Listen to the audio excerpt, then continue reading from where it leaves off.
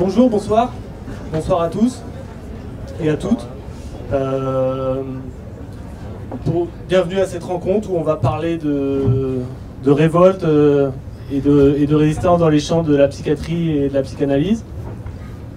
Cette rencontre, elle s'inscrit dans un cadre, un cycle de rencontres qu'on organise ici au Cirque Électrique pour les 25 ans des éditions La Fabrique. Il y en aura deux encore au printemps.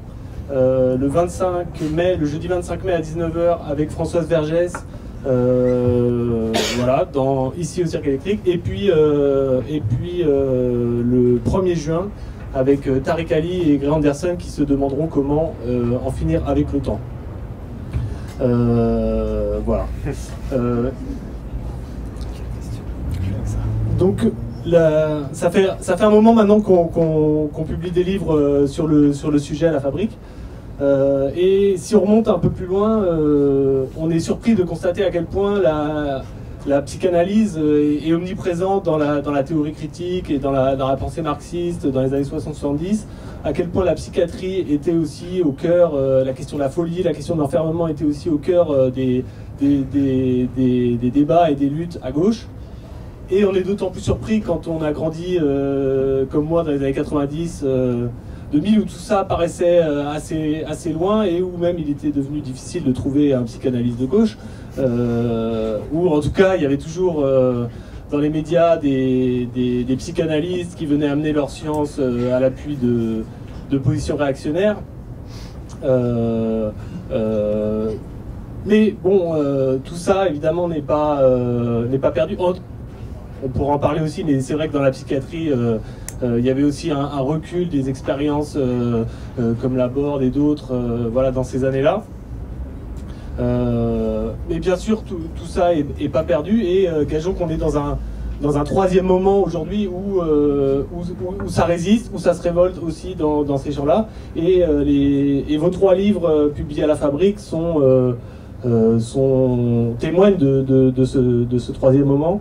Le livre de Mathieu Bellassène qui est paru en 2014, si je ne dis pas de bêtises, La santé mentale, qui montrait justement comment qu'est-ce que le néolibéralisme, des fois souvent habillé derrière les neurosciences et la neuropsychiatrie, qu'est-ce que ça faisait au concept de santé mentale et qu'est-ce que ça faisait aux institutions de soins psychiques. Ensuite, on a publié le livre de Florent Gabaron-Garcia en 2021, qui lui montrait comment la psychanalyse avait été dès son origine et à différents moments dans l'histoire résolument à gauche, du côté de la Révolution, du côté des classes populaires.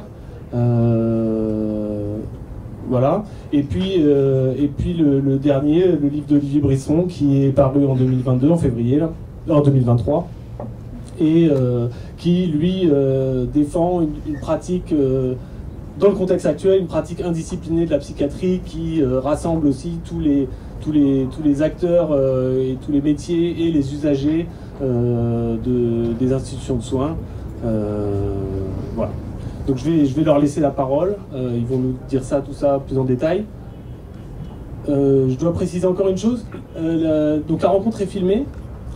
S'il y a des gens qui ne souhaitent pas être filmés, il suffit de se signaler comme ça les personnes derrière les caméras le savent et voilà, vous ne serez pas filmés.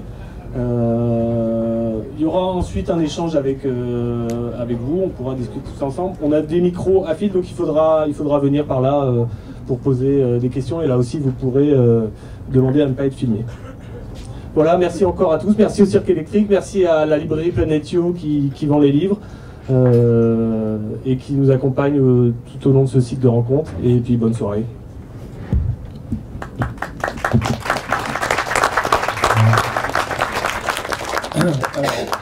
Bonsoir à toutes et tous. Comme je suis le plus vieux dans le livre publié à La Fabrique, du coup je commence, on va faire la soirée dans l'ordre chronologique. Je sais pas combien on a de temps, 10-15 minutes par intervention, c'est ça Jean? Oui, bon, ok. Déjà pour commencer, donc le livre la santé mentale vers un bonheur sous contrôle, donc il est paru en effet en mai 2014. En introduction, il faut quand même que je dise ce que je dois à la maison d'édition La Fabrique, parce que à l'époque en fait l'histoire du livre ça s'est fait par par le biais d'une librairie, c'est-à-dire la librairie L'Atelier, qui est pas très loin d'ici, dans le 19e, et par Natacha, notamment de cette librairie, puisque Éric Hazan avait demandé un bouquin sur l'hôpital, et puis Natacha avait dit, bah, tiens, il y a Mathieu qui a peut-être un bouquin là-dessus, il faudrait que tu vois avec lui. Donc Éric m'avait contacté. Et puis, moi je lui ai dit qu'un livre sur l'hôpital, là, comme ça, je le sentais pas. Mais par contre, j'avais commencé à travailler sur la santé mentale pour ma thèse de médecine, en fait, et puis dans les instances militantes qu'on avait en psychiatrie avec des camarades. Et du coup, bah, c'est parti sur cette idée de faire un livre sur la santé mentale. Et alors, je dois dire que Éric a fait un boulot d'éditeur absolument magistral. Moi, j'avais un peu le mythe de ce que c'est qu'écrire un livre. Là, je pensais que jamais j'écrirais de livre parce que voilà, dans un imaginaire où les livres sont faits par les grandes personnes, donc pas pour moi.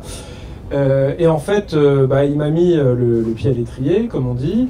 Et puis à un moment donné, bah, au début quand vous écrivez, ça part un peu dans tous les sens. Et à un moment donné, il me convoque là comme ça chez lui, il me dit bon écoute Mathieu, là, soit tu y arrives, soit on arrête tout. Hein. Bon. Et c'était un peu le moment charnière, et puis on a fini le bouquin. Et donc je lui dois beaucoup, ainsi qu'à Stella et puis Jean qui est arrivé après. Mais voilà, pour dire aussi que cette maison d'édition, c'est aussi ça, c'est-à-dire que c'est un travail d'éditeur vraiment. C'est-à-dire lu ligne par ligne et c'est pas fait n'importe comment. Bon, voilà. Petit mot introductif. Donc je remercie vraiment la Fabrique pour ça. Le bouquin La santé mentale, en fait, j'ai vu les chiffres, j'en ai encore vendu 300 cette année, ce qui est pas mal, paraît-il, mais ça montre un truc, c'est que au début, je décrivais le dispositif.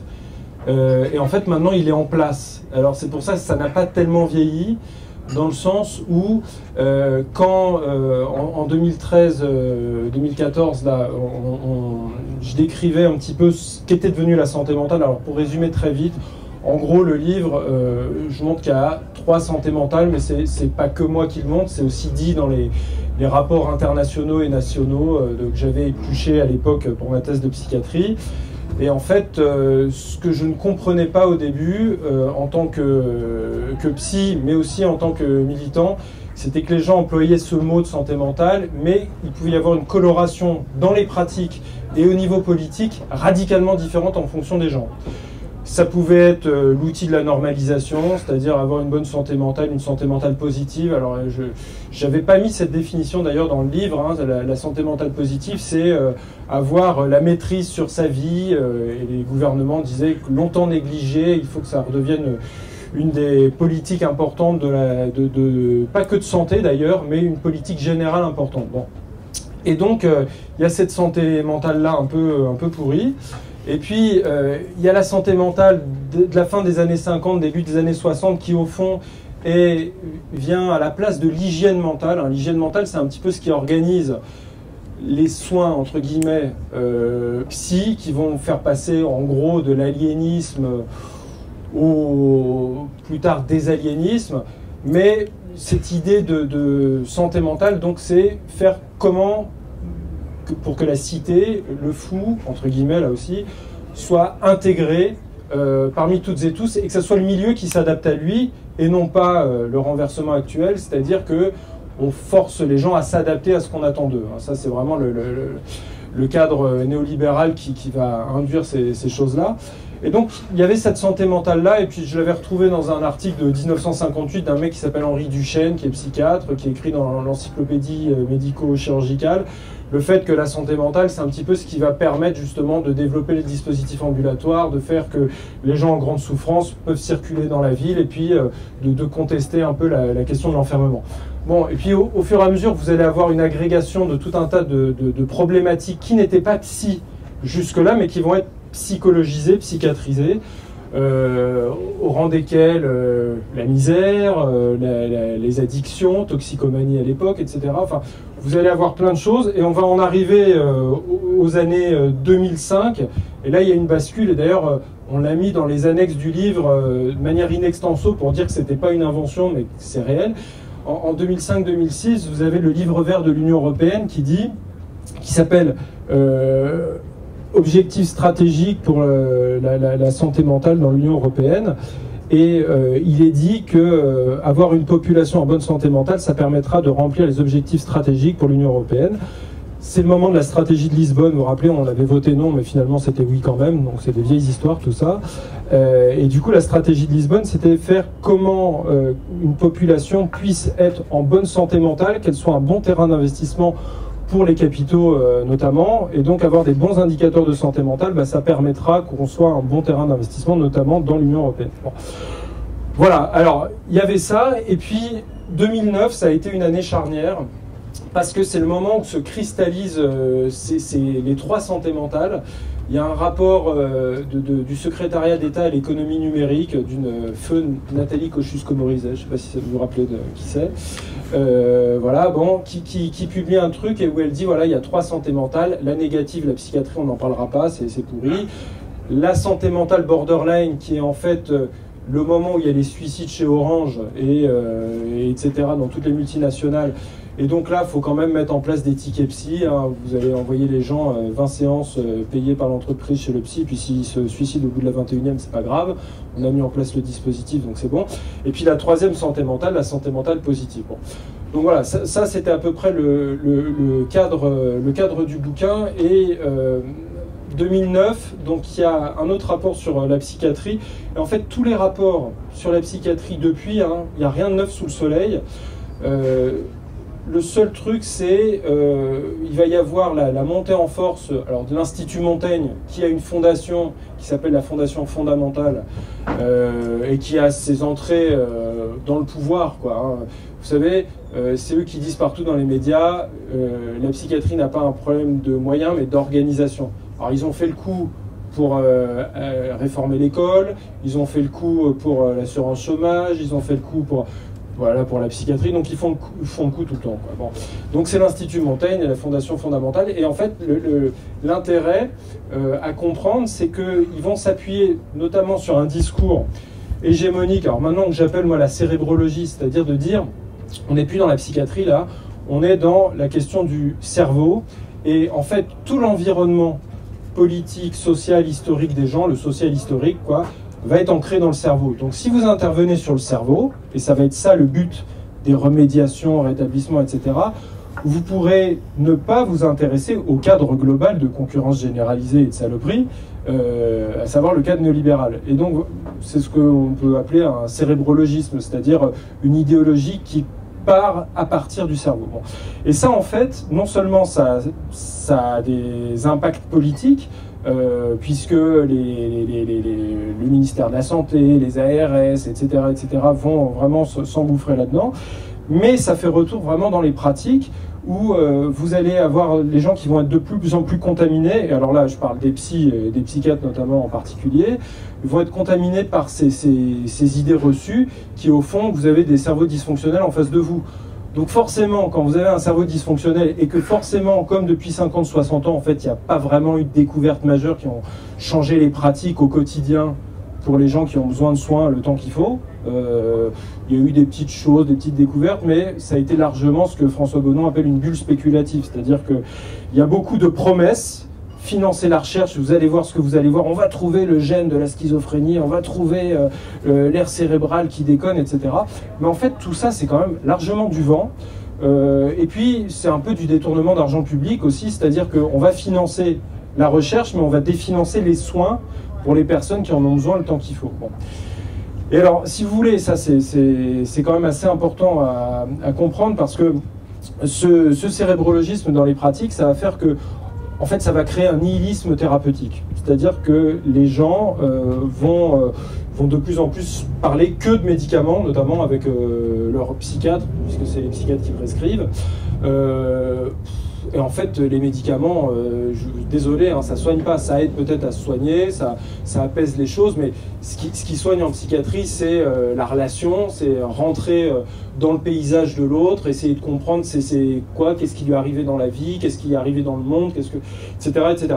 Tout ça, ça va être un peu mis au rencard de cette cérébrologie-là. Et bon, et on voit à quel point c'est fort ce courant-là en ce moment.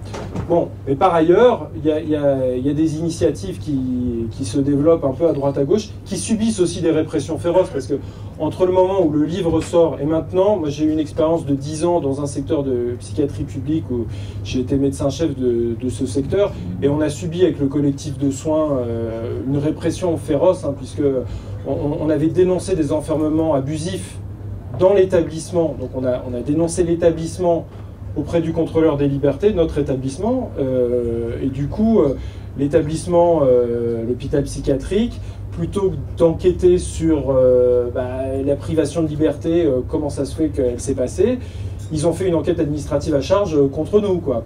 Et donc ça s'est terminé par le fait que moi j'ai été destitué de ma fonction de chef de service, etc. etc.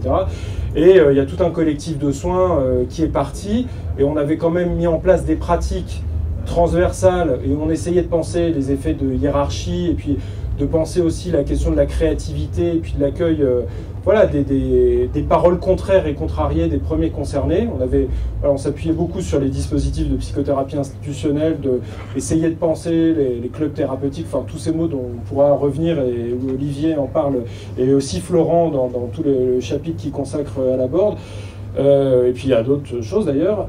Bon, on s'était appuyé là-dessus, mais il y a eu un vent de répression majeur. Bon, forcément, la répression, elle était à la mesure aussi de l'imaginaire politique qu'on essayait de porter, mais pas que.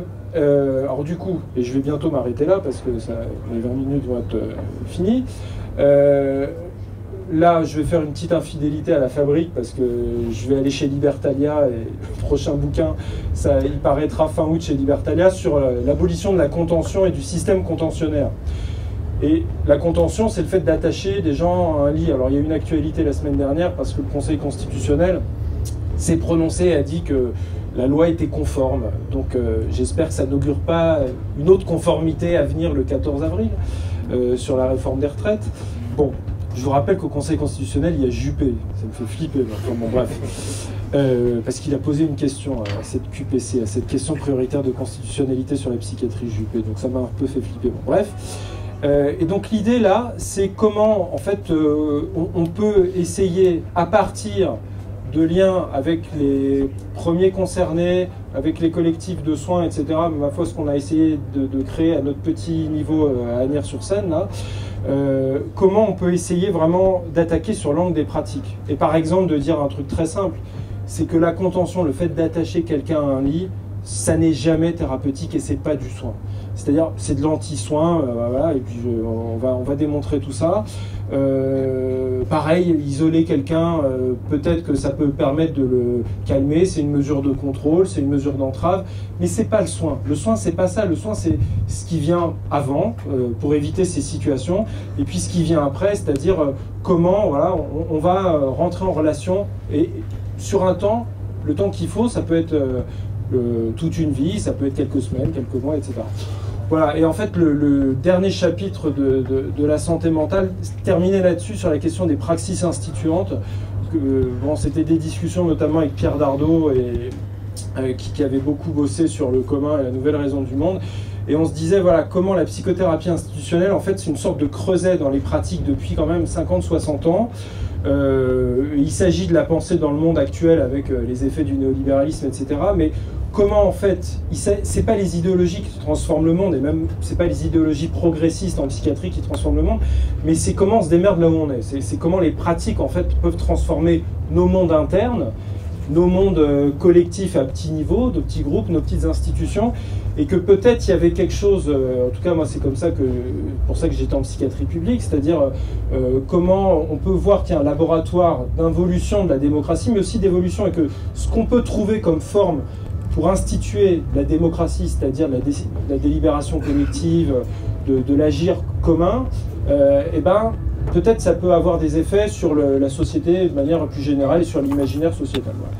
Je m'arrête là et je passe la parole à Monsieur 2021, Florent Gabaron. Ah, c'est toi. Merci Monsieur 2014. Bon, quoi dire après Mathieu? On a plein de points communs et en même temps des vraies différences. Quoi vous dire sur mon bouquin? Donc c'est l'histoire populaire de la psychanalyse. on m'a fait remarquer que peut-être c'était mieux histoire de la psychanalyse populaire, que c'est pas exactement les mêmes enjeux. Enfin bref. Je vais vous dire un mot. Moi aussi, je remercie la Fabrique qui font un travail éditorial serré. Et moi, c'était Jean qui a parlé tout à l'heure, donc vous pourrez aller lui parler. Il est très bien, Jean. Il se cache quelque part. Donc moi, bon, je vais vous parler aussi des à côté du livre. J'ai travaillé à la clinique de la Borde, ça fera le lien aussi avec Mathieu quelques années, et c'était assez formateur à tous les niveaux. Et puis surtout, ça m'a un peu décapé l'esprit par rapport aux formations classiques de la psychanalyse, puisque vous l'aurez entendu, Mathieu a une formation de psychiatre et moi je suis psychologue, psychanalyste, voilà pour les titres. Et donc je ne sais pas si ici tout le monde est familier des pratiques institutionnalistes ou de la psychothérapie institutionnelle. Mathieu l'a évoqué, mais je ne sais pas si dans la salle tout le monde est familier de ces enjeux. Peut-être je peux faire un rappel, puisque c'est à partir de là que moi-même j'ai pu débuter cette recherche, qui est l'histoire populaire de la psychanalyse. L'idée, si vous voulez, en psychothérapie institutionnelle, c'est qu'avant de prétendre soigner le patient, il faut soigner l'institution. Hein, c'est le grand principe pour ceux qui ne connaîtraient pas. Et donc, ça modifie radicalement, bien sûr, les coordonnées pour penser le malaise et la folie. Hein, ou les personnes qu'on appelle en grande souffrance, les dits psychotiques ou les dits schizophrènes, etc. Donc tout de suite, vous voyez ce qu'on appelle la question clinique, c'est-à-dire l'art de la relation, comment on fait avec quelqu'un qui a du mal à vivre, et d'emblée dans des coordonnées plus larges, qui ne relèvent pas d'une psychologie, mais qui touchent au collectif et au politique, au sens de la vie de la cité. D'où les enjeux de penser l'institution, de soigner l'institution, et des coordonnées pour penser le soin et la psychanalyse étendues à l'institution. Voilà. Donc ça, c'est les trucs de base pour ceux qui ne connaîtraient pas. Voilà, donc moi j'étais fort de cette expérience après une déconvenue parisienne majeure, puisque l'enseignement que j'avais reçu dans les écoles parisiennes était, ma foi, m'avait pas tellement convaincu et était bien douteux, notamment la norme analytique était très forte, le caractère prescriptif et normatif de ces milieux, j'y adhérais pas. J'ai pourtant fait des efforts, mais ce fut sans succès. Donc sur mon chemin de formation, j'ai découvert une autre manière de travailler analytiquement, et c'était la clinique de la Borde, la psychothérapie institutionnelle. Donc à l'époque, ça semblait, bien sûr, ça faisait partie un peu à la limite de la psychanalyse, de la psychiatrie, mais un peu, c'était quand même un peu sur la marge, dans l'imaginaire savant, si vous voulez. Oui, certes, il y a bien des analystes là-bas, mais ils sont quand même un peu bizarres. Et puis vraiment, bon, c'est une réserve d'Indiens, quoi. Hein. Ça reste, c'est périphérique. Et en fait, j'étais donc dans cette atmosphère, et finalement, j'ai commencé des recherches aussi dans le cadre d'une thèse en psychopathologie. Et au fur et à mesure de cette recherche, alors au départ mes questions elles étaient d'abord cliniques, d'ailleurs ça a donné un premier bouquin pour ceux que ça intéresse, pas chez la Fabrique mais à la lenteur, autour des rapports entre folie et politique. Voilà. Et cette recherche s'est prolongée donc dans une interrogation historique sur finalement, Mathieu disait ça fait 50 ans que ça existe, finalement est-ce que les enjeux cliniques et politiques commencent à la Borde, ou disons juste avant avec Tosquelles, et ça serait comme, disons, un ovni dans l'histoire des pratiques du soin, et du coup une réserve de Sioux, voilà, avec que d'ailleurs il y a des colloques que de psychothérapie institutionnelle, et c'est vrai qu'ils sont eux-mêmes repliés dans leur pratique quand même, hein. C'est assez étonnant, il y a des vrais clivages dans le champ psy. Et en faisant quelques recherches dans le cadre du coup de cette thèse, j'ai découvert que pas du tout, qu'en réalité la branche institutionnaliste, on va l'appeler comme ça, de psychothérapie institutionnelle, n'était que la version française, si vous voulez, d'une histoire beaucoup plus longue et internationale, que j'avais plus qu'à écrire et à découvrir, tout simplement. Bon, ça c'est pour le côté un peu savant et historique. Il faut savoir quand même au départ, moi je suis pas du tout historien, je suis psychologue, psychanalyste, donc je reçois des gens qui vont pas bien. Et du coup, c'était assez, comment dire, audacieux et un peu risqué de faire une histoire. J'ai d'ailleurs un vieil ami qui m'a dit « Oh là là, tu fais une histoire là-dessus, mais t'es pas historien, t'as fait une partie méthodologique super carabinée, tous les historiens ils vont tomber dessus. » Et je me suis gratté la tête, je me dis non, je l'ai pas fait, mais bon, la fabrique a accepté, donc c'est que ça doit être bon. Voilà, donc il y avait un désir de savoir, hein, voilà, et surtout cette histoire devait me manquer. Alors évidemment, il y a des rapports aussi personnels à la recherche et pourquoi on en fait une, évidemment. Peut-être comme certains l'auront remarqué, mon nom c'est Gabaron Garcia. Et il y avait sûrement un transfert massif avec Tosquelles, qui est donc le fondateur, ou en tout cas un des personnages marquants qui a permis la version clinique et politique française, hein, donc de cette histoire populaire de la psychanalyse. Et donc Tosquelles était espagnol, catalan, a fait la guerre en Espagne, a fait partie du POUM, du Parti ouvrier d'unification marxiste.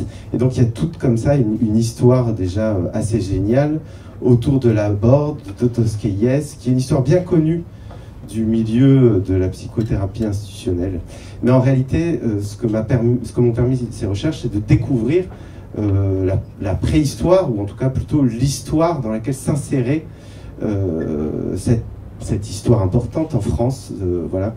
Donc comment, en fait, la partie française était une petite partie d'un tableau plus vaste que dans le livre j'ai essayé de reconstituer, et qu'on pouvait faire remonter en réalité jusqu'à Freud, et en particulier la séquence des années 20, qui, comme vous le savez certainement, en tout cas moi j'ai beaucoup appris en faisant ce livre, parce que quand on fait des recherches on apprend beaucoup, est une période, donc les années 20, extrêmement révolutionnaire, où les analystes sont particulièrement engagés dans des projets collectifs pour fonder des polycliniques gratuites, et ils inscrivent du coup ce choix politique jusque dans la manière d'écrire polyclinique, hein. Parce que polyclinique n'est pas écrit avec un Y, je dis souvent, mais avec un I, donc deux I, hein, donc clinique, on voit bien ce que ça veut dire, et poly avec un I pour politique, hein, police, la vie de la cité. Donc là aussi c'était un deuxième effet qui se coule, pour ceux qui connaissent cette vieille publicité, c'est-à-dire au niveau de l'imaginaire savant, tel que moi en tout cas je l'ai rencontré au début de ma formation. L'imaginaire savant dans le milieu analytique, c'était plutôt que l'analyste ne s'occupe pas de politique. Et évidemment, en faisant cette histoire, c'est pas du tout ce que j'ai découvert. Et d'abord Freud lui-même, qui bien souvent a une image de vieux conservateur bourgeois au cigare. C'est le Freud au cigare, hein, c'est comme ça que je l'appelle. Il y a des belles images qui sont souvent mises d'ailleurs dans les colloques de psychanalyse. Derrière celui qui parle, c'est toujours impressionnant et c'est un effet un peu surmolique. Mais certes, Freud au cigare existait, mais il y a aussi un autre Freud. Un Freud qui milite au parti viennois, hein, donc le parti de la Vienne de l'époque, c'est la Vienne rouge, hein, Donc c'est du socialisme révolutionnaire. Alors là, je ne suis pas historien spécialisé là-dessus, mais il y a des bouquins d'historiens qui sont sortis là-dessus sur l'austro-socialisme, qui est en fait un socialisme en acte, avec des monnaies alternatives dans Vienne, pour remplacer la monnaie officielle, et dont Freud se servait hein, pour payer les séances. Hein. C'est quand même assez intéressant, on est loin de cette image d'un Freud surplombant. De la même manière, Freud a participé donc à des campagnes du parti, une en particulier qui avait fait scandale à l'époque, alors ça avait fait scandale du point de vue de la droite réactionnaire évidemment, où il s'agissait de distribuer des layettes aux bébés de familles de chômeurs dans la banlieue rouge. Donc là, vous voyez, on a vraiment une autre image d'un Freud. Il faut pouvoir se le représenter puisqu'il n'existe pas imaginairement. C'est pas cette image d'un Freud avec des layettes en train d'être dans les quartiers populaires pour le distribuer. J'avais demandé d'ailleurs à la fabrique s'ils ne pouvaient pas le représenter parce qu'ils m'avaient suggéré, j'avais accepté. Le livre est composé de chapitres avec des séquences historiques. Donc à Vienne et Freud, Marie Langer, ça c'est pour la version en Amérique du Sud, peut-être on pourra en parler, je ne sais pas. Et donc ils ont mis des portraits au début de chaque chapitre pour qu'on voit la tête de ces personnes qui, bien souvent, ont été oubliées ou secondarisées dans le récit historiographique, c'est-à-dire dans la manière dont on écrit l'histoire de la discipline analytique. Donc l'enjeu c'était de refaire ressortir ces figures oubliées, et d'abord celle de Freud lui-même, car il y a eu un Freud impliqué, soutenant des polycliniques gratuites, soutenant Reich et participant à des campagnes du parti. Donc c'est vrai que j'attends toujours un illustrateur pour pouvoir donner une image, ce qui est pas rien en psychanalyse, l'image et l'imaginaire, malgré tout. Voilà, donc voilà un peu le cheminement de ce livre, et de revenir un peu à ces expériences oubliées, à même retravailler différemment les textes de Freud, parce que là aussi la bataille, disons, exégétique et savante autour des textes doit être menée, puisque vous le savez certainement, mais la manière dont on interprète un texte quand on est psy va avoir des effets sur la manière dont on pratique. De la même manière que l'imaginaire savant a aussi un effet sur la manière dont on va pratiquer. Donc dans ce livre, il y a toute une partie sur des pratiques concrètes de Freud, sur les pratiques concrètes des analystes engagés, de ce qu'ils ont rencontré, et pourquoi ils ont inventé des institutions spécifiques avec des histoires cliniques assez émouvantes et souvent bouleversantes. Et il y a aussi une partie un peu exégétique où je relis Freud à partir de cette histoire des pratiques. C'est-à-dire que quand on se nourrit justement de l'aspect pratique et politique de ces expériences, évidemment on ne lit plus exactement les textes de la même manière. Donc il y a aussi quelques effets comme ça qui permettent d'ouvrir l'histoire. Alors vous me direz pourquoi s'intéresser autant à l'histoire? Évidemment parce que c'est lié au présent. Il s'agit avant tout d'écrire une histoire vivante qui puisse être utile à ce qu'on fait aujourd'hui en tant que psy, en tant qu'éducateur, en tant que personne qui travaille dans le soin ou ailleurs. Puisque c'est une histoire impliquée, vous vous en doutez. D'abord parce qu'elle rencontre de personnages qui étaient psy et impliqués jusqu'au cou. Et puis parce que cette histoire est vivante et peut aider à nourrir le présent, comme d'ailleurs moi ça m'a aidé à me nourrir dans ma pratique, et que d'une certaine manière c'est aussi se réapproprier cette histoire pour savoir où est-ce qu'on se situe aujourd'hui et pouvoir continuer à penser et à produire des gestes qui permettent de continuer à travailler. Voilà ce que je pourrais vous dire comme ça dans le temps limité qui est le mien.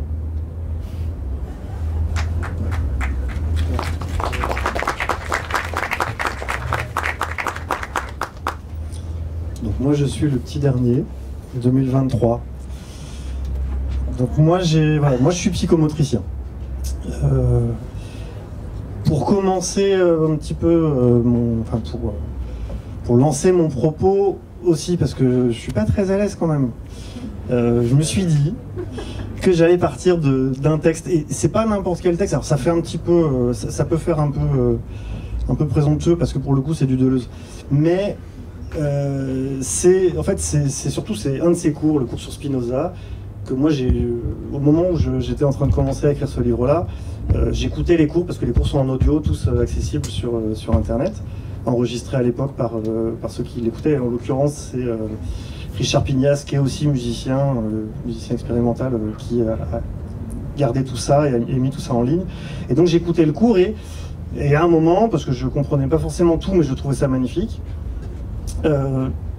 il a ce petit passage-là sur la question de l'esclavage comme mode de vie.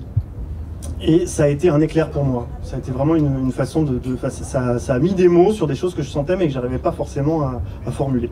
Donc je vous le lis, puis après j'expliquerai pourquoi est-ce que ça a été important pour moi.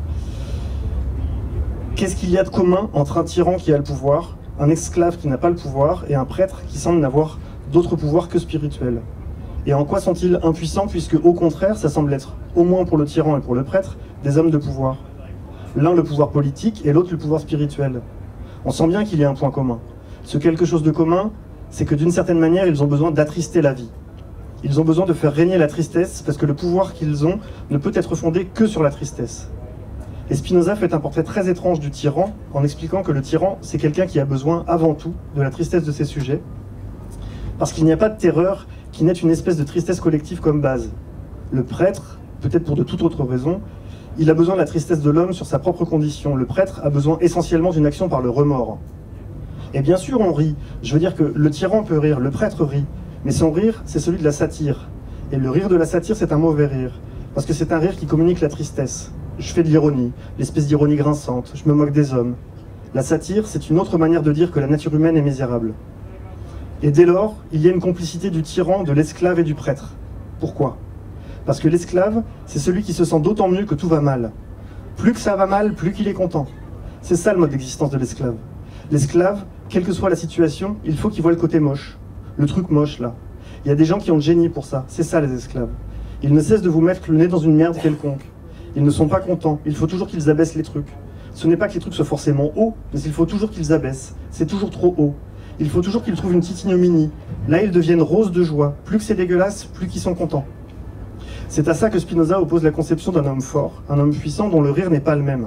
C'est une espèce de rire très bienveillant, le rire de l'homme dit libre. Il dit « Si c'est ce que tu veux, alors vas-y.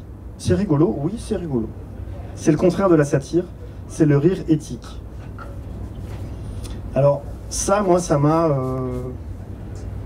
fait vraiment du bien, parce que je pensais que parler de joie et de tristesse, c'était un peu gnangnan. Et puis en fait, je trouve ça juste hyper opérant d'arriver à repérer ces questions-là.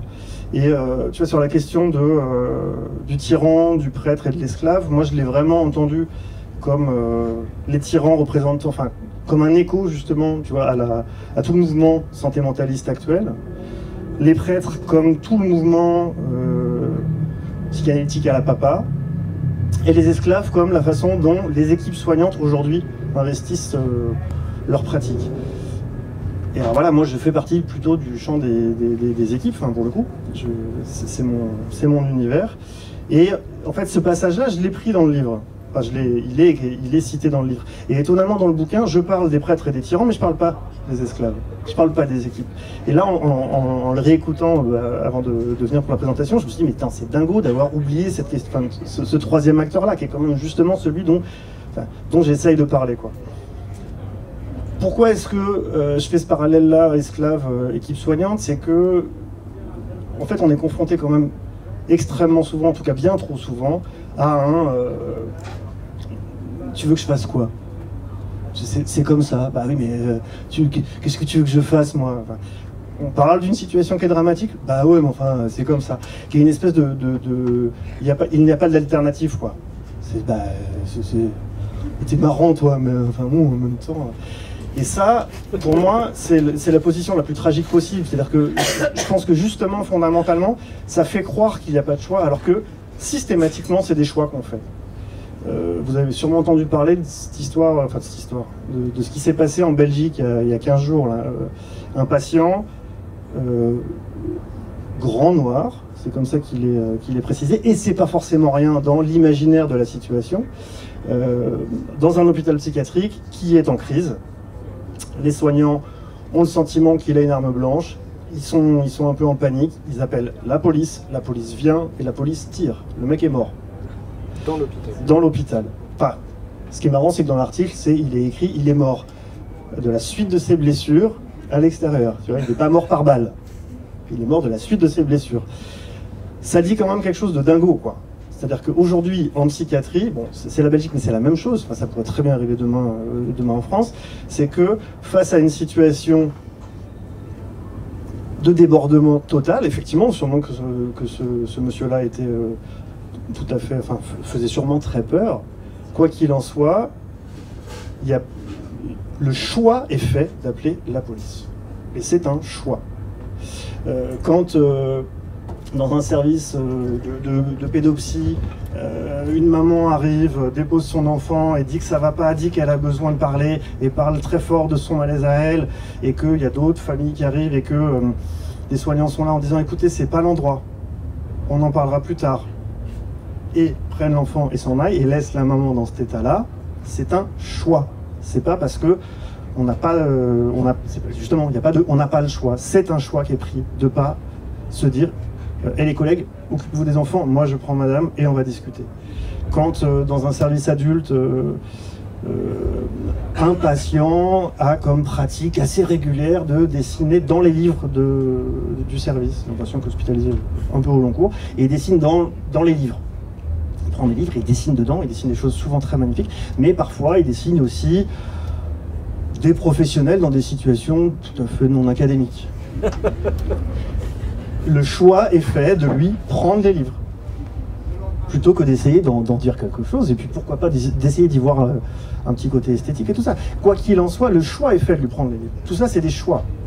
Bon, ça, pour moi, c'est quelque chose de très très très important d'arriver à partir du principe que les pratiques qu'on met en place sont des pratiques de choix, et qu'aujourd'hui, on est quand même face à une évolution hyper abrutissante de l'accueil des patients, que ce soit en pédopsie ou en psy adulte. Et quand je dis abrutissant, c'est vraiment avec je reprends forcément le terme à rancière, c'est qu'on est sur des pratiques aujourd'hui qui sont des pratiques de plus en plus éducatives dans ce que ça a de plus abrutissant, c'est-à-dire de plus en plus descendant, avec un sachant, un apprenant, un soignant, un patient, et on met en place des dispositifs d'accompagnement qui sont des dispositifs toujours utilisant justement les signifiants de l'éducation. Donc c'est l'éducation en santé, c'est au niveau de l'accompagnement des enfants autistes, on est de plus en plus dans des protocoles comme ça hyper standardisés, qui sont au final des stratégies d'éducation mais totalement débilitantes, quoi. C'est-à-dire je ne sais pas si vous connaissez un petit peu la méthode ABA, mais le principe c'est que tu es dans un box et puis il y a un contenu d'un côté, on te met le contenu, tu dois remplir tu dois mettre le rond dans le rond, le carré dans le carré, puis tu passes à l'autre et puis tu reprends, puis tu remets, et puis tu reprends.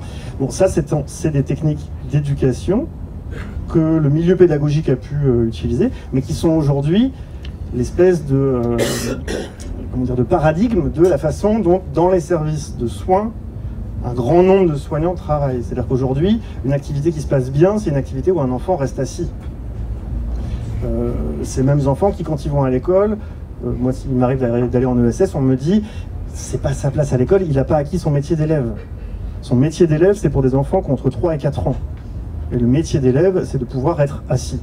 Avant toute question de, est-ce qu'il est sensible à la question des apprentissages? Est-ce qu'il est sensible à la question des savoirs? Non, ce qu'il faut, c'est qu'il ait son métier d'élève. Ça, c'est ça. On est vraiment dans une logique, effectivement, tu dois être un enfant travailleur comme tu dois être un adulte travailleur et tout ça. Et avec cette histoire de l'abrutissement, pour moi, elle est, pour reprendre un petit peu Rancière et le maître ignorant, c'est qu'on peut être, nous, des soignants ignorants. Et ça me semble hyper important d'avoir, je ne sais pas si vous avez en tête le livre Le Maître ignorant, mais je vous invite vraiment à lire. Pour moi, ça a été, encore une fois, un petit peu comme le texte de Deleuze, ça a été un éclair sur qu'est-ce que c'est que la position de partenaire. Qu'est-ce que c'est que la position de soignant? C'est une position d'accompagnement à côté. Je ne suis pas là pour lui apprendre quelque chose que je sais qu'il ne sait pas. Je suis là pour lui permettre d'entrer dans la question du désir de savoir. Et de soutenir ça en étant présent, parce que c'est pas seul que ça se fait, c'est en présence de quelqu'un, c'est sous le regard de quelqu'un, et c'est avec la reconnaissance du travail par quelqu'un. Ça, dans le bouquin, j'utilise beaucoup la question, enfin, de tout le travail, enfin, tout ce que moi, en l'occurrence, mais enfin, ce qui est ma clinique à moi, qui est une clinique en hôpital de jour en pédopsychiatrie, donc avec des enfants autistes en très grande majorité. Et l'idée, c'est ça, c'est de partir d'une position de non-savoir de mon côté et d'intérêt pour ce qu'il met en place. C'est-à-dire qu'un enfant qui va faire tourner une roue pendant des heures, on peut le prendre comme un comportement répétitif et restreint et se dire il s'enferme dans son tournage de roue. On peut le prendre en se disant c'est un intérêt spécifique. Là, vu l'implication qui est la sienne, vu le sérieux qu'il a à faire ça pendant des heures et vu la façon dont ça l'anime, et ben c'est sûrement déjà un travail. C'est un début de branchement sur une matière qui lui est importante. Et donc du coup, et ben voilà, je peux être là, et puis je peux voir un petit peu comment en fait d'une fois sur l'autre, et ben de la seule roue qui tourne, il va commencer à s'intéresser à la roue du vélo, et puis de la roue du vélo à s'intéresser peut-être les fois peut-être 3 mois après, à la question des véhicules en général. Et puis à partir des véhicules, parce qu'on va se rendre compte que c'est hyper important pour lui, et ben, du coup on va aller à la casse, on va aller au garage, on va aller tout ça, et puis du coup il va commencer à dessiner les marques des voitures. Et c'est les premières traces qu'il va faire. Et puis après on va lui demander, enfin moi je vais lui proposer en séance comme ça, tiens tu peux me dessiner un bonhomme? Et puis en fait il va me dessiner une voiture avec des yeux.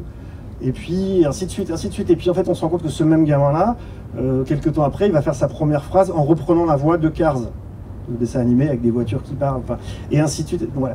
Comment, si on est sensible un petit peu à ce qui anime, mais de manière quasi tonique, quoi, les enfants qu'on accompagne, on a quand même beaucoup plus de chances de pouvoir exister dans leur monde que si on est là avec des pratiques où, eh ben non, je suis désolé, ta voiture, tu la mets de côté, mais tu vas venir travailler, s'il te plaît. Donc, 2 choses. Pour moi, la boussole, elle est là, dans un monde où justement on est sur ce truc de on n'a pas le choix, bah si, on a le choix de proposer des pratiques égalitaires, vraiment, c'est-à-dire justement pas sur un truc où je sais, tu sais pas, et on a la possibilité de partir de la question des passions, même si elles sont hyper légères, hyper fragiles, hyper difficiles des fois même à percevoir, quoi. En psy adulte, qui n'est pas ma clinique, mais bon, j'ai quand même pas mal de gens autour de moi qui travaillent dans ces secteurs-là, c'est parfois très difficile d'arriver à voir qu'est-ce qui pourrait être le petit élément qui relance un peu l'élan vital. Et pour autant, moi je pars du principe qu'il y a toujours quelque chose de possible si on fait attention.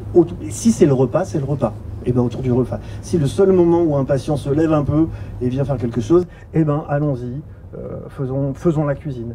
Si c'est les cigarettes, eh ben fumons ensemble. Et il y a des choses à faire, quoi. Et à chaque fois, on part d'un intérêt pour le petit truc, et ça permet de faire évoluer les choses. Et ça, après, voilà, dans la 3e partie du bouquin, j'essaye de montrer comment peut-être qu'il est aujourd'hui nécessaire d'aller chercher des alliances ailleurs que, enfin en tout cas, oui, ailleurs qu'à l'hôpital, parce que peut-être que mes meilleurs alliés ne sont pas forcément mes collègues aujourd'hui pour travailler, quoique moi j'ai plutôt de la chance, mais ça peut être par exemple le garagiste du coin pour cet enfant-là.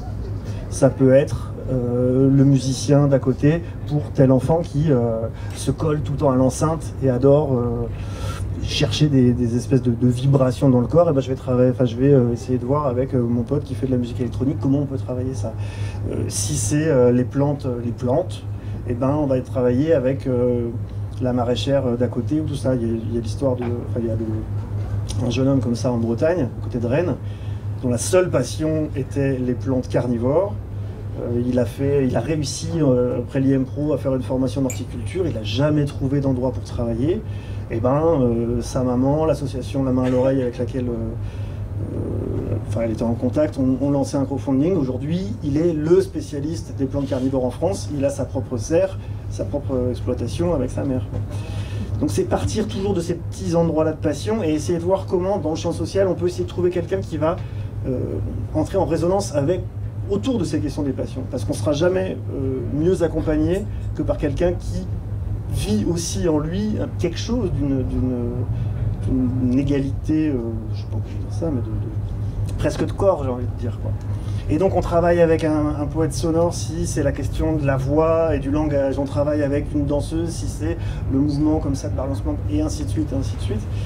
Et ça, je pense que réellement, mon but c'est pas forcément que tout se passe à l'extérieur de l'hôpital, mais je pense que plus on arrêtera de croire au fait que c'est à l'hôpital que le soin se fait, et qu'on va le chercher ailleurs dans des situations qui sont des situations qui ont des effets thérapeutiques, qui ne sont pas forcément des activités thérapeutiques telles quelles, mais en tout cas qui ont des effets d'apaisement, de relance de l'élan vital et tout ça, des vrais, c'est un peu pompeux, mais des vrais moments qui réempuissantent, quoi.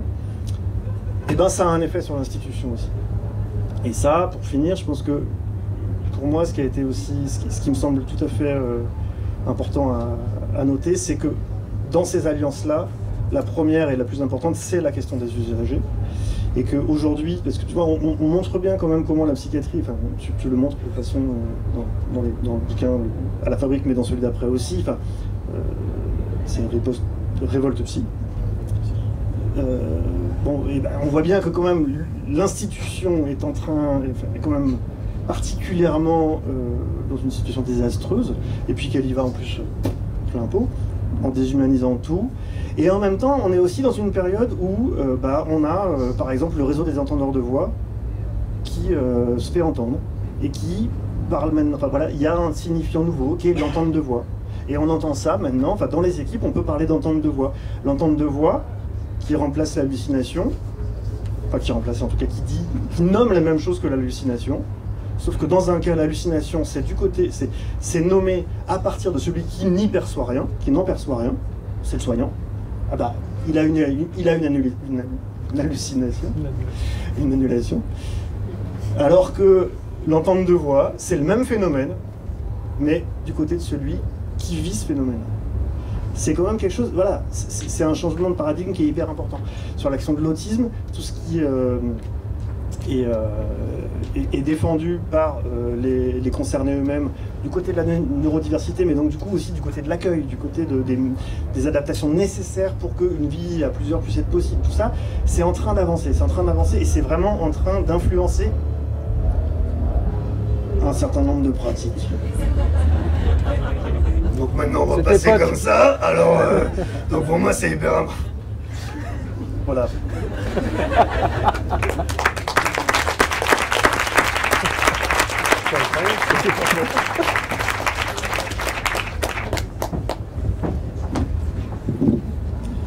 Merci. Est-ce qu'il y en a parmi vous qui veulent réagir à ce qu'ont dit vos camarades? Ce serait bien de vous entendre là-dessus, sinon on vous posera des questions. Non. Tout ce qui a été dit était formidable, je dois dire. Non mais à la fin quand même, d'abord tu dis t'as oublié l'esclave, mais c'est pas vrai. Alors moi j'entendais l'esclave quand même de ce qu'on fait aux premiers concernés, et t'en parles dans l'introduction du bouquin. C'est bien parce que dans l'introduction du bouquin, pour celles et ceux qui ne l'ont pas lu et qui du coup vont l'acheter et le lire, vous arrivez directement dans qu'est-ce que c'est concrètement d'être avec des personnes, et notamment là une personne qui est prise dans des manifestations autistiques assez importantes, et comment on va s'appuyer sur une humanisation progressive, etc. Donc t'en parles quand même des gens qui sont en position d'être sous les processus de domination. Et juste, dans les derniers chapitres du bouquin, tu parles des pratiques du sensible. Là, tu ne l'as pas nommé comme tel, là. Mais je pense que c'est vachement important parce que on voit bien qu'en face des espèces de robots carnassiers avec leur sourire Colgate qui nous gouvernent notamment, mais pas que, cette question-là de faire vivre du sensible, d'être affecté, mais pareil pour la psychanalyse, c'est-à-dire comment la psychanalyse peut être affectée, peut ne pas être juste dans une froideur comme ça de théorie, etc. C'est hyper important pour les temps à venir. est affecté par ce qui arrive aux vivants, ce qui s'est passé à Sainte-Soline il n'y a pas longtemps, etc., etc. Je pense que ces pratiques-là du sensible que tu décris dans le champ du soin, c'est des pratiques politiques en fait qui nous concernent toutes et tous dans nos espaces, quoi. Et je trouve que ce terme-là est important à relever. Et puis Florent, moi s'il y a un truc que j'ai notamment appris dans ton bouquin qui est hyper important, c'est la figure de Marie Langer, là, dont tu as abordé un tout petit peu, qui a une trajectoire incroyable entre plusieurs guerres, et peut-être ça vaudra le coup que tu y reviennes. T'as vu, j'ai fait le discutant, Jean. T'as vu, hein, c'est bien. Pour répondre à ce que tu disais sur la question des pratiques du sensible, j'ai un exemple qui est assez parlant. Je me suis retrouvé il y a 2 ou 3 semaines au collectif culture de l'établissement dans lequel je travaille. Donc il y a des représentants d'à peu près tous les secteurs, enfants et adultes, sensibles un peu aux questions culturelles. Et donc là sur cette année, on a monté un événement qui va avoir lieu sur 2-3 mois avec un artiste, un collectif d'artistes autour de Sonic Protest qui vont venir et qui vont faire des ateliers dans tous les services de massage sonore, de création de céramique,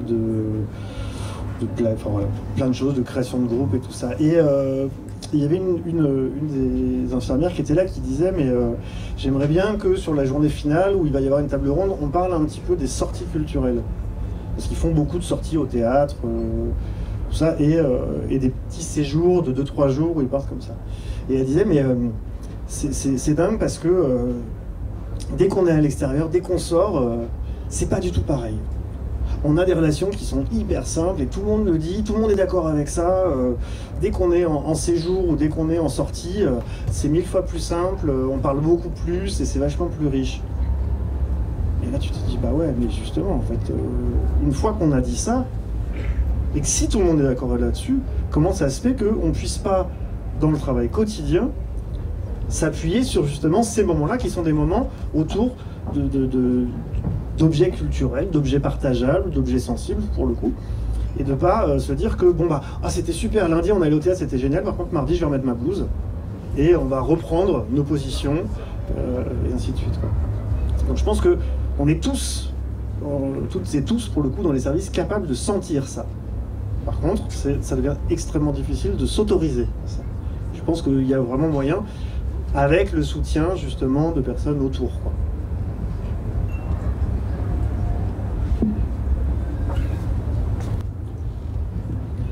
Bonjour et merci. Donc vous avez parlé de comment dans les années 70 le freudo-marxisme était une évidence pour tout le monde à gauche. De nos jours, on a dans toute une partie de la gauche, y compris à l'extrême gauche, en revenu du courant du scepticisme, au contraire une opposition farouche à la psychanalyse.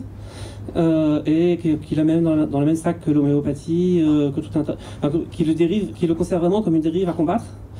Et c'est des gens avec qui il est extrêmement difficile de discuter. Est-ce que vous réfléchissez à comment leur donner tort sans leur donner raison? C'est-à-dire vu qu'en fait, dès qu'on dit quelque chose pour le défendre, c'est pris comme un argument de plus pour que la psychanalyse est une secte, etc. Oui, c'est l'objet du livre. Le livre, j'en ai pas beaucoup parlé. C'est intéressant de parler de pratique, mais l'enjeu théorico-pratique, c'est celui-là. C'est qu'effectivement, comme le disait Jean tout à l'heure, il y avait une évidence des rapports entre psychanalyse et militance dans les années 70, et même avant, puisque les années 20 aussi, et puis il y a plusieurs séquences dans le livre que j'explore. Et donc c'est un livre de 2021, donc c'est pour réactualiser ce rapport.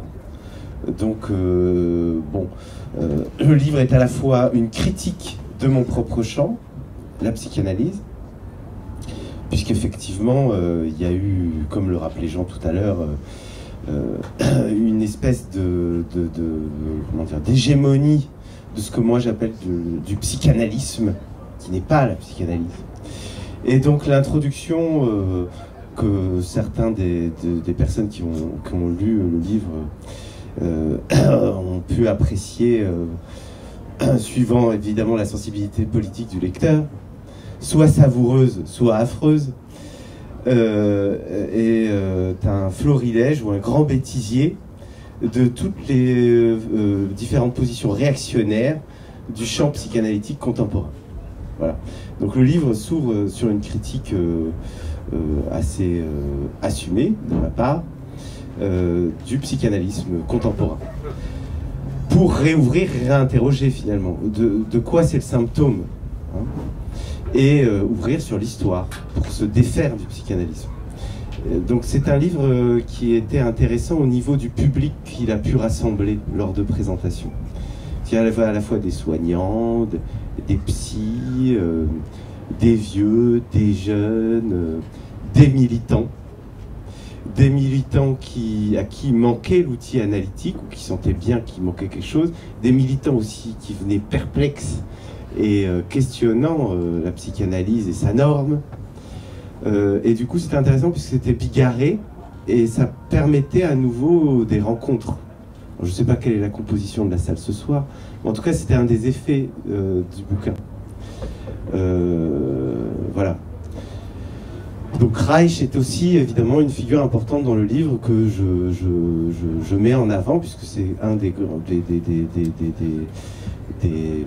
oubliés de l'histoire officielle. En tout cas quand on est étudiant en psychologie d'orientation analytique, on dit surtout pas Reich, surtout pas. Vraiment c'est un repoussoir pour l'épistémologie savante universitaire, quoi. Bon, il y a quelques figures comme ça aussi. Félix Guattari aussi, c'est pas mal comme figure repoussoir. Mais précisément, c'est l'intérêt, c'est des figures que j'ai explorées dans le cadre de cette histoire avec d'autres. Puisqu'en réalité, ces figures sont celles qui sont restées le plus dans les mémoires, alors comme repoussoir.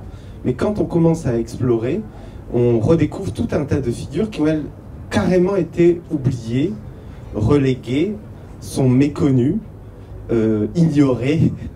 C'est assez incroyable. Ce qui fait qu'à la fin, le livre est devenu une interrogation sur quel est ce processus de silenciation, je ne sais pas si ça se dit, mais en tout cas de refoulement, ou peut-être même d'équarrissage au niveau de l'histoire de la discipline, parce que ça interroge.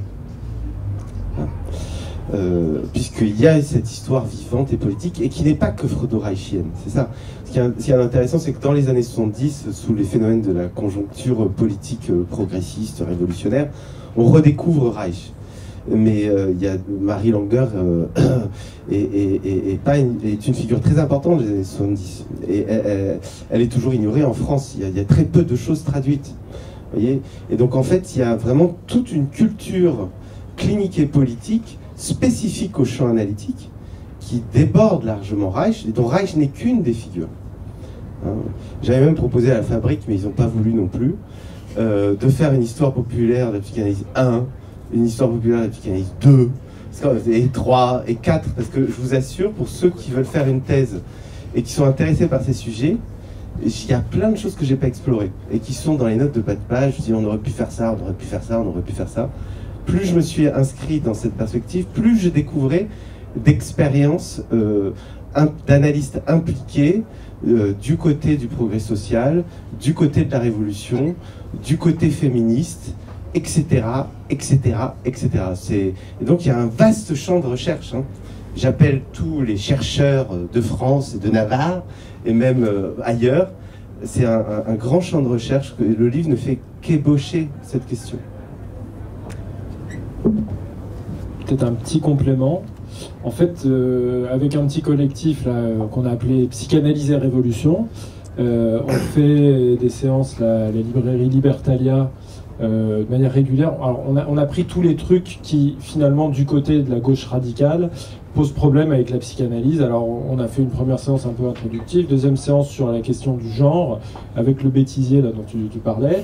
La prochaine, c'est sur l'inceste, alors c'est vendredi prochain, puisque y a toute la question traumatique, notamment, et de ce que ça recouvre, et ce qui a été occulté aussi dans la psychanalyse de traumatisme réel, bah, c'est important de le remettre au goût du jour, quoi. Donc je vous y invite, c'est à 19h30 à Libertalia, la semaine prochaine, le 14 avril.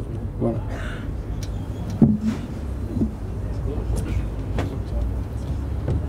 Juste, enfin, mon petit ajout, c'est que moi, attaquer la psychanalyse, ça ne me pose pas plus de soucis que ça, alors que c'est quand même aussi mon espace de formation. Mais parce que justement, ça devient très difficile de la défendre aujourd'hui, vu la façon dont les baronnies tiennent, quoi, et qu'il y a vraiment des choses qui sont effectivement insupportables à entendre. Et donc c'est très compliqué d'être toujours sur une position de oui mais non, il n'y a pas que ça, oui mais non, il n'y a pas que... Le problème, c'est qu'en fait, une chose est sûre, c'est que pour le moment, il n'y a quand même pas d'autres espaces qui posent la question de l'inconscient, il n'y a pas d'autres espaces qui posent la question du débordement, il n'y a pas d'autres espaces qui posent la question de l'impossible, et que ces questions-là qui sont comme ceux à quoi on a affaire, c'est-à-dire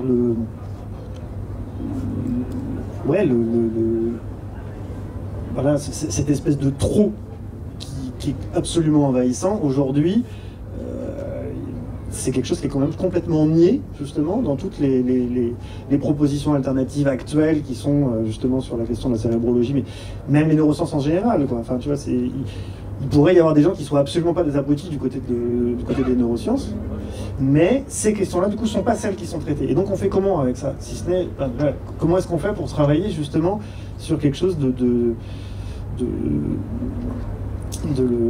l'incernable, quoi, qui est quand même là et qui nous amène à des crises, des effondrements, tout ça, quoi. Et donc, moi je veux bien que ça change de nom, je veux bien que tout ça, enfin, tu vois, ça me poserait pas de problématique, mais il faut qu'on puisse travailler avec ça.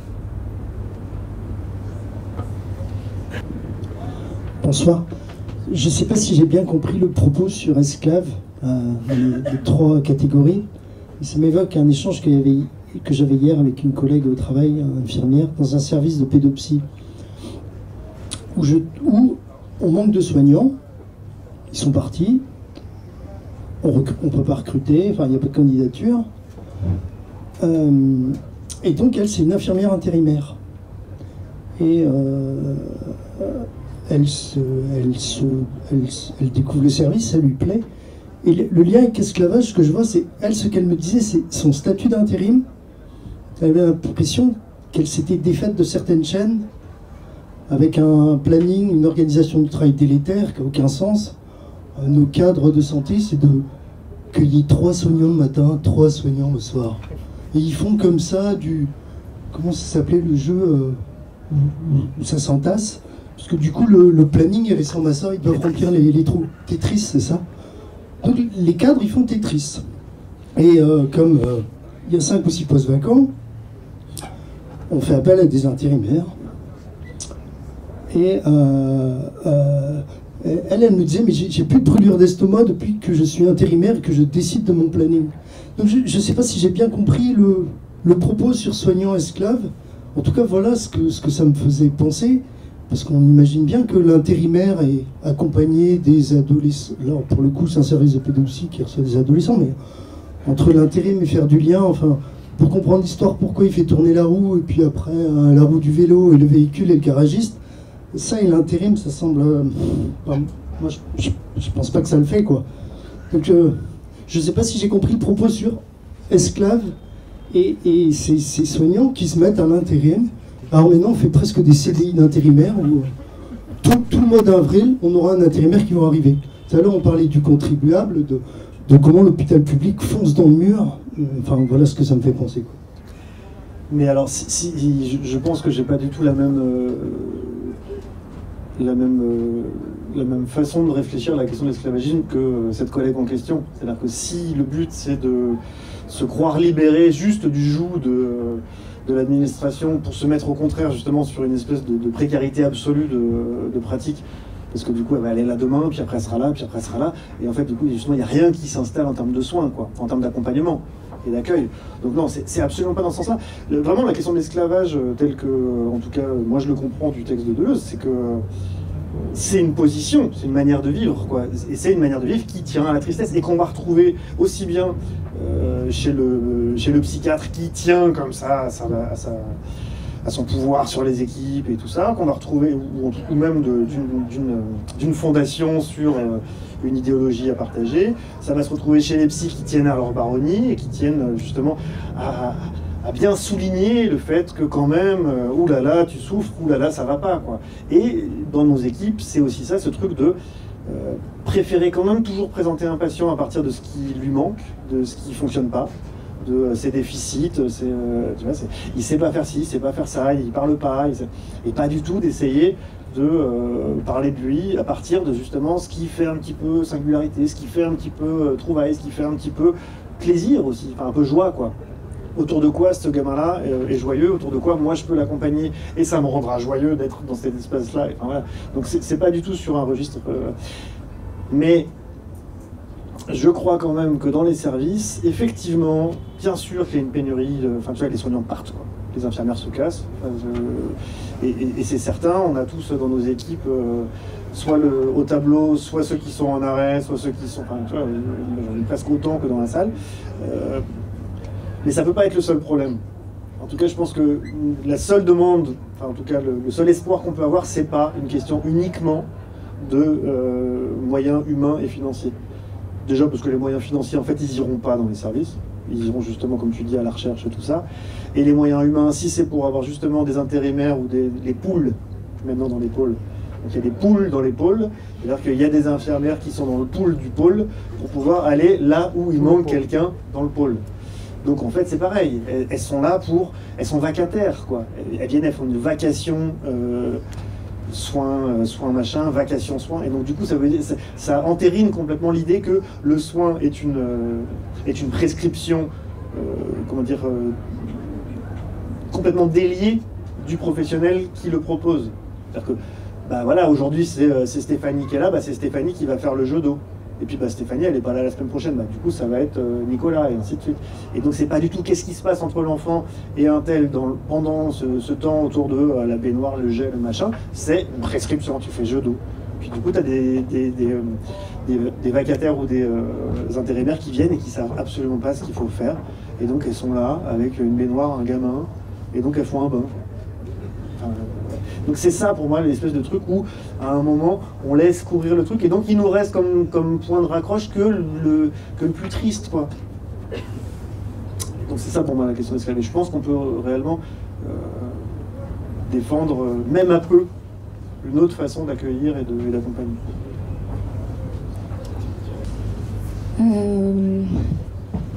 Je m'appelle Lauriane, je suis psychiatre, je travaille aussi dans un hôpital de jour qui accueille des adolescents autistes.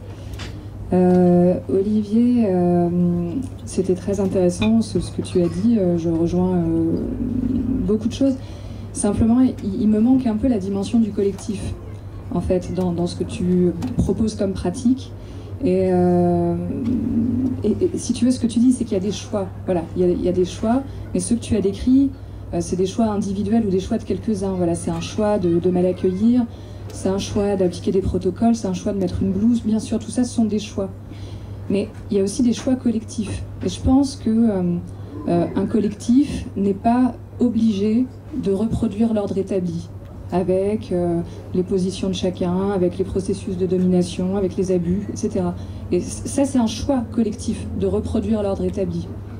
Et je pense aussi qu'on peut espérer créer ou recréer ou investir des collectifs et en faire des lieux d'expérimentation fondés en fait sur la lutte contre le pouvoir de l'un ou de l'une sur l'autre, contre les processus de domination, contre les abus. Et je pense que c'est très très important pour les personnes en soins quand elles arrivent dans un tel collectif et que les effets thérapeutiques sont assez majeurs tout de même. Parce que du coup, ce que tu disais, je rejoins complètement bien sûr, mais on a l'impression des fois que tu es un peu tout seul et contre le reste. Les autres, tu dis, sont assez sympas, mais bon, ils ont leur blouse, tu vois. Mais peut-être que c'est comme ça, et je comprends bien, parce qu'il y en a beaucoup des lieux comme ça, c'est la majorité, en fait. Alors, bon, peut-être que nous, ce qu'on a à faire maintenant, aujourd'hui aussi, c'est de créer des collectifs autres. Oui, mais je suis totalement d'accord, parce qu'effectivement, moi, je pars d'une position qui n'est pas... je ne suis pas dans un contexte où le collectif est déjà là, où il y a une possibilité à plusieurs de pouvoir justement défendre une autre façon de travailler. Donc c'est vrai, c'est absolument vrai qu'il y a un effet de solitude qui s'entend. Mais en fait, ce que j'essaye de transmettre, c'est que quand on est dans cette situation-là, Et on est, je pense, nombreux dans cette situation-là. On peut aller chercher du collectif à l'extérieur. C'est peut-être ça aussi. Et qu'il y a des effets, c'est-à-dire que il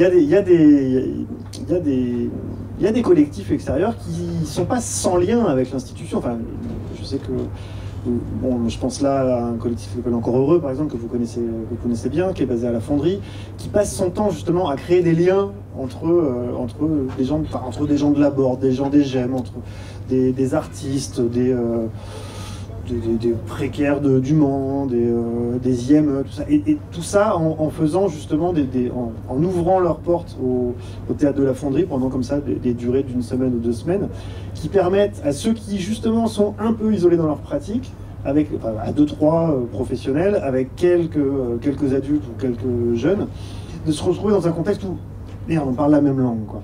Et en fait, moi, si j'ai l'impression d'être isolé chez moi, en fait, on est nombreux dans ce cadre-là. Nous, c'est ce qu'on essaye de faire avec la Belle Brute et les pratiques du sonore, enfin les pratiques expérimentales autour du son.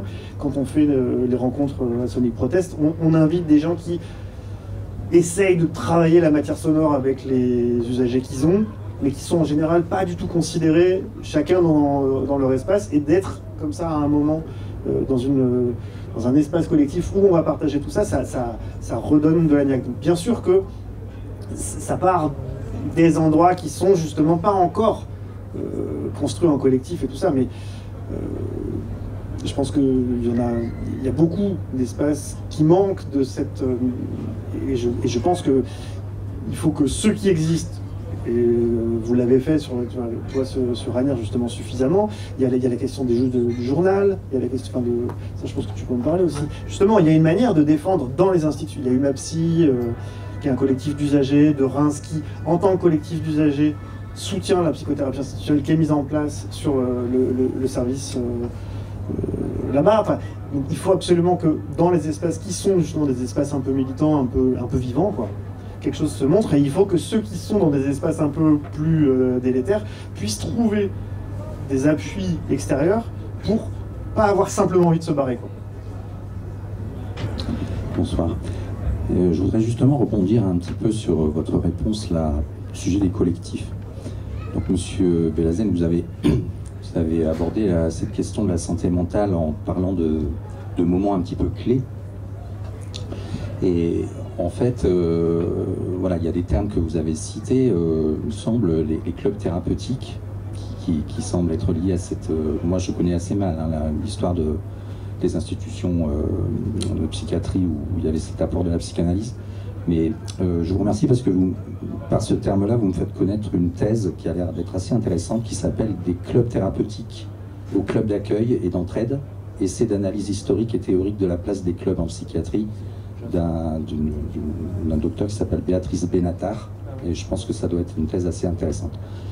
Et donc je rebondis sur ce terme de club thérapeutique. Vous avez cité le réseau d'entendeurs de voix, Rêve, vous venez de mentionner les GEM. Personnellement, dans mon vécu, il y a eu un autre moment clé dans les années 1990, ça a été la formation d'associations d'usagers psy. C'est-à-dire qu'il y avait l'UNAFAM, il y avait des associations qui existaient, et puis il y a les personnes concernées directement qui à un moment donné ont décidé de créer des associations. Je ne sais pas si vous situez bien cette période. C'est la période où le professeur Édouard Zarifian a publié aussi un certain nombre d'ouvrages, Les Jardiniers de la Folie, où il a fortement critiqué, après avoir participé lui-même à cette psychiatrie biologique, il a fortement critiqué l'usage des psychotropes dans un rapport assez fort. Il y a l'industrie pharmaceutique là qui s'est rebellée. C'était la période du Prozac, certains s'en souviennent sans doute. Et il y a donc eu un certain nombre d'associations qui se sont créées à ce moment-là, d'usagers psy. Pas que puisque vous parlez beaucoup de folie, d'autisme, mais bon, la santé mentale, c'est aussi le stress, c'est aussi des choses qui vont pas forcément jusqu'à la folie. Alors après, bon, dans le milieu psychanalytique, peut-être que les termes dérivés de la psychiatrie DSM-4, DSM-5 sont pas forcément très populaires, mais ce que Freud appelle la névrose obsessionnelle, et ce qu'on peut appeler, ce qu'on appelle aussi maintenant les troubles obsessionnels compulsifs, ce qu'on appelle maintenant aussi les attaques de panique, les troubles bipolaires, etc. Ça désigne quand même un ensemble de symptômes voilà, qui distinguent quand même différents types de pathologies. Eh bien, il y a eu des associations qui se sont créées autour de ces souffrances-là. Ensuite, donc les GM, les groupes d'entraide mutuelle, bon, moi je les connais pas très bien, mais je pense que c'est quand même important d'avoir un échange entre personnes qui ont des vécus semblables et qui peuvent se sentir mieux compris. Puis maintenant, il y a un autre mouvement qui se développe, c'est ce qu'on appelle la paire aidance, les pairs aidants. Donc ma question, c'est qu'est-ce que le courant que vous représentez là, de la psychiatrie, psychanalyse, a à dire de la voix, des paroles, de ces mouvements, de ces associations d'usagers, de ces courants de paire aidance. C'est-à-dire que on ne peut pas non plus enfermer les usagers dans les institutions psychiatriques avec de la psychanalyse, quoi. Je veux dire, il y a peut-être 10, 15, 20% de la population qui a des symptômes dépressifs, des pensées suicidaires, du stress, des rituels obsessionnels, des attaques de panique, etc. On va pas tous aller dans des institutions de psychiatrie psychanalytique, hein. On vit tous les jours. Donc, je sais pas, qu'est-ce que vous proposez pour toutes ces personnes et qu'est-ce que vous pensez de ce mouvement qui libère quand même la parole entre les usagers, parce qu'on ne peut pas dire que la psychanalyse, entre Freud et les années 80, a fait beaucoup pour que ces personnes qui souffrent puissent communiquer entre elles. Ouais, merci pour cette question, parce que c'était un peu le thème du deuxième bouquin, là, sur la révolte de la psychiatrie, justement, où à la fin, on parlait des pratiques altératrices. C'est-à-dire, ce que vous dites là sur la question des associations d'usagers, moi, quelqu'un qui m'a formé, et une association qui m'a formé à devenir psychiatre, c'est le CRPA, donc le comité de réflexion et de proposition d'action en psychiatrie. Donc, c'est les psychiatrisés qui ont d'ailleurs fait changer la loi sur les hospitalisations sans consentement.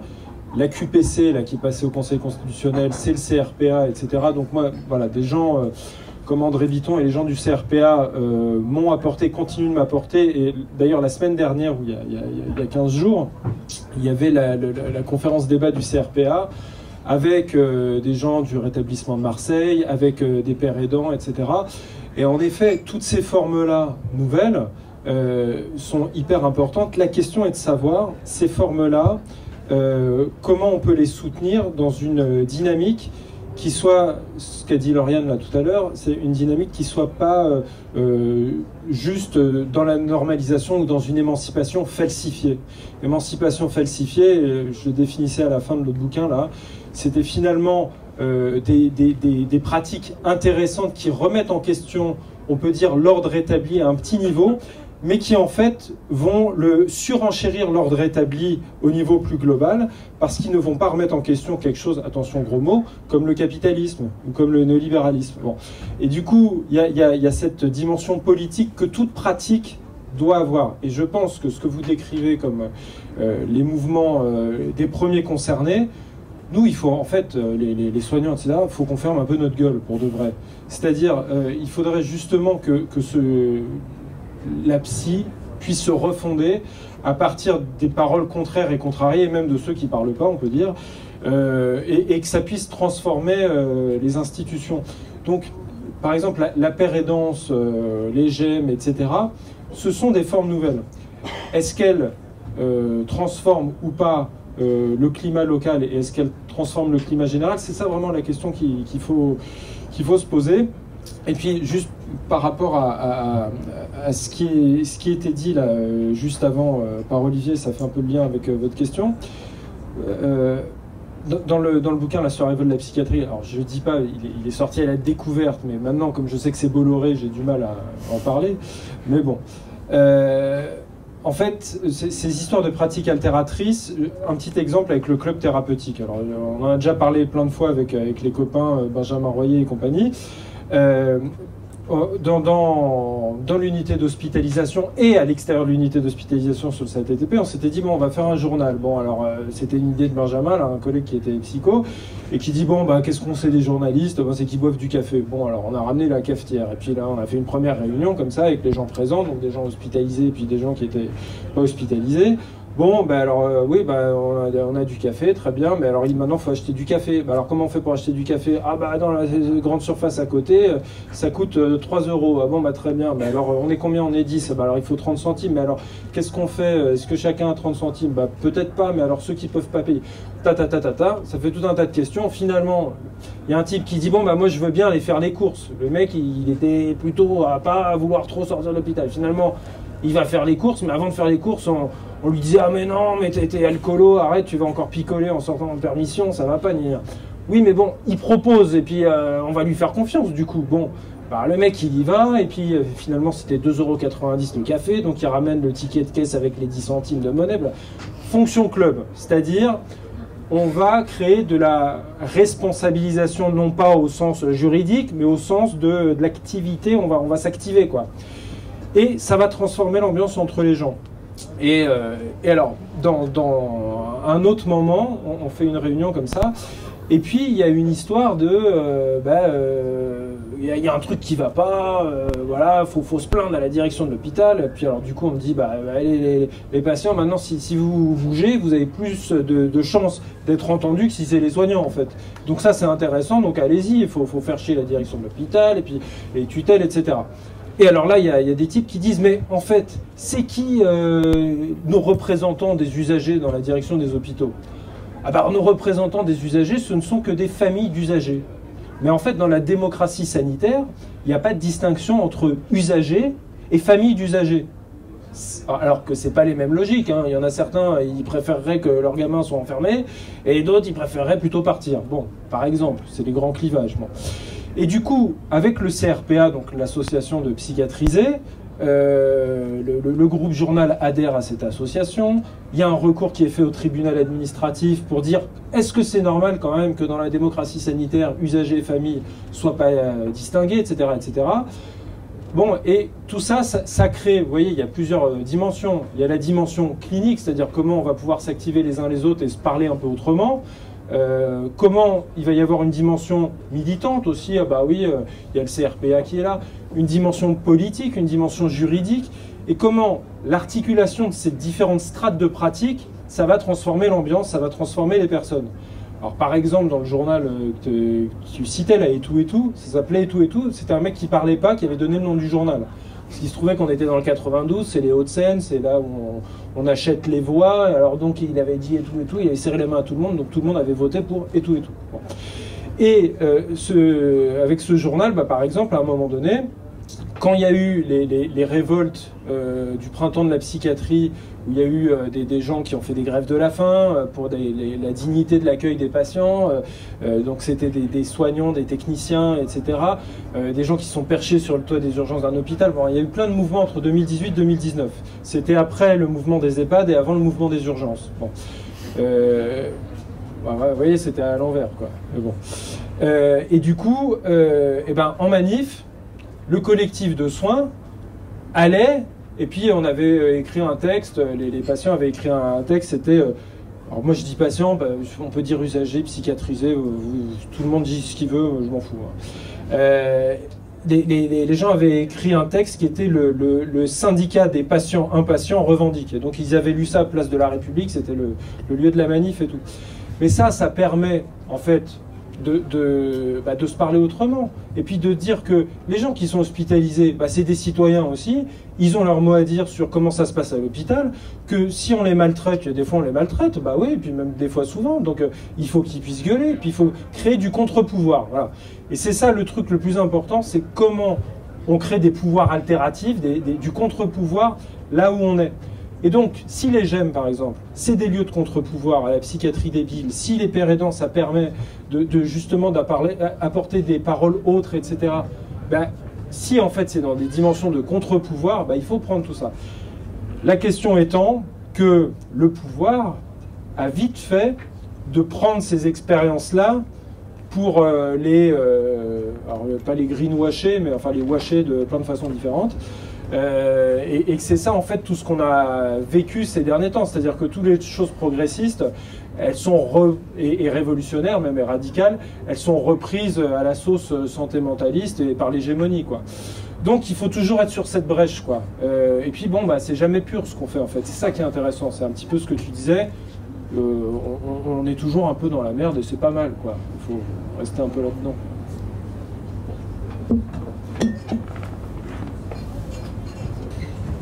Bonsoir.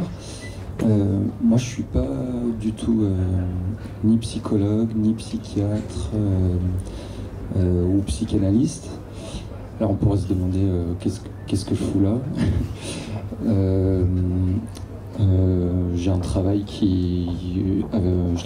je fais des films et des photos. Enfin, j'ai un rapport à l'image. D'ailleurs, j'ai apprécié. Merci beaucoup l'ouverture de Florent à la fin de ton intervention sur l'importance de l'image et de l'imaginaire.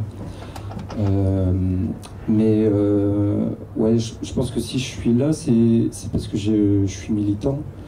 Enfin, plutôt, j'ai été militant. Et dans un parti révolutionnaire, marxiste.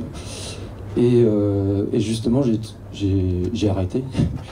Parce que au bout d'un certain nombre d'années, j'ai trouvé qu'il me manquait un truc. Et j'ai l'impression de l'avoir trouvé justement en lisant le livre de Florent Guébard-Garcia. Donc moi j'ai commencé par ce livre-là. J'ai pas encore lu celui de Mathieu. Et je suis en train de lire celui d'Olivier. Et donc en fait, moi quand j'ai lu ce livre, j'avais vraiment je brûlais d'envie de recréer sous une forme organisée, je sais pas laquelle, mais quelque chose, quoi, de l'ordre vraiment politique, hein, il me semble. Et bon, alors là, depuis le début, j'entends parler de plein de choses. Là, j'ai pris plein de notes, mais je sais pas du tout ce que c'est. Donc, mais peut-être que c'est la réponse que vous m'aurez faite, je sais pas. Mais en tout cas, je pose quand même la question, est-ce qu'il n'est pas temps de passer à autre chose que des conférences ou des livres et faire je sais pas, quelque chose, quoi. Voilà. Ben, merci pour ton témoignage. On écrit un livre, on ne sait jamais qui va le lire et comment il va être reçu. Sûrement on apprécie un livre aussi dans la mesure où ça résonne avec ce qui nous manque, ce que je disais tout à l'heure. Mais bon. En réalité, là on parle derrière une estrade et sous des projecteurs brûlants. En fait, ils chauffent, je sais pas, vous ils chauffent pas, mais nous ils chauffent, hein. C'est des vieux projecteurs. Mais en réalité, on est tous dans tous les trois, et moi j'en ai pas beaucoup parlé ce soir, mais dans des pratiques en fait. Donc moi c'est un livre plutôt d'histoire, mais en fait je suis vachement dans la pratique et assez peu dans la théorie, contrairement à ce que laisse penser ce second bouquin.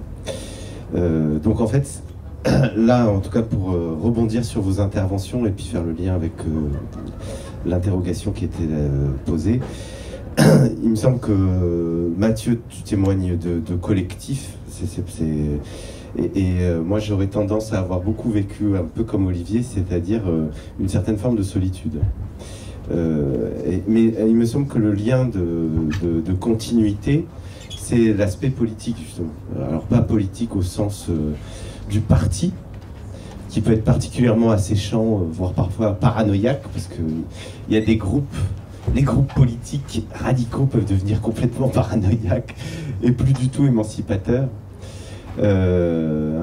Guattari avait beaucoup étudié ça, comment un groupe sujet, si vous voulez, un groupe, ça peut précipiter la subjectivité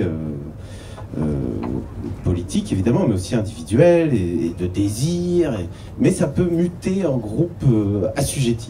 C'est les groupes paranoïaques. Donc faire un peu de théorie, c'est pas mal pour être un peu moins paumé. Mais voilà, le lien, me semble-t-il, c'est l'enjeu politique qui, dans le champ du soin, a beaucoup disparu peut-être ces dernières années. Et alors ça passe par des détails ou des choses qui semblent des détails, mais qui n'en sont pas. Et par des choses qu'on appelle la clinique et qui sont en fait des gestes singuliers. Et parfois, effectivement, quand on est dans une institution impossible, et il y en a beaucoup, et peut-être encore plus en ce moment du fait des politiques néolibérales, etc., le soignant, quel que soit son diplôme, sa place, etc., peut faire un geste, moi je ne sais pas si tu seras d'accord, mais de soustraction. Alors soit, c'est-à-dire, dire, bah non, en fait, moi je ne vais pas le prendre comme ça. Et donc, bon, là c'est une prise de position subjective, c'est-à-dire on peut être très seul quand on fait ça. Hein. Il faut aussi pouvoir se protéger, parce que ça peut créer beaucoup d'animosité de la part d'un collectif qui n'en est pas un, disons qui est, je vais utiliser un gros marxisme, mais un collectif aliéné. Peut-être c'est pas un collectif, hein, mais et donc de pouvoir s'y repérer, de pouvoir aussi renouer aussi avec une histoire, ça permet au présent de se situer et à certains moments de produire des effets de décalage, parce qu'effectivement il y a toujours une possibilité de choix et de s'extraire de la position que tu appelais d'esclave, quitte même parfois à être, toi tu trouves la solution en allant vendre des groupes, mais on peut aussi, par le biais de l'analyse, produire un geste de soustraction, y compris dans un groupe hostile à toute subjectivation ou à toute créativité. Alors bon, faut le supporter, hein. Mais c'est faisable. Et on doit être nombreux en fait à le faire, et plus qu'on ne le croit. Ça aussi, je pense que c'est important de pouvoir y songer dans les moments de solitude.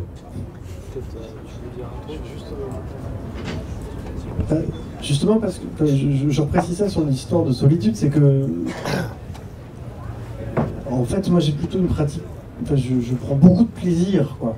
Et dans le sens où bon, ça se passe comme ça se passe là où je suis, mais par contre je me sens tout à fait soutenu, enfin, en tout cas partie prenante d'un collectif qui effectivement n'est pas forcément que sur place, mais justement des liens avec des professionnels, des liens avec des usagers, des liens avec des familles, des liens avec des collectifs, et tout ça, il y en a plein. Et en fait, il y a le temps de travail, et puis il y a tout le temps que tu passes au téléphone, il y a le temps, les week-ends que tu fais à faire de la musique avec tel, et ainsi de suite, qui sont plein de moments où justement, c'est quelque chose qui fait que c'est très pluriel, quoi. On est nombreux, en fait, justement.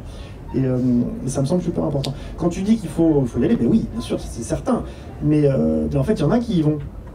C'est-à-dire que c'est la psychiatrie qui est en retard sur cette affaire-là, quoi.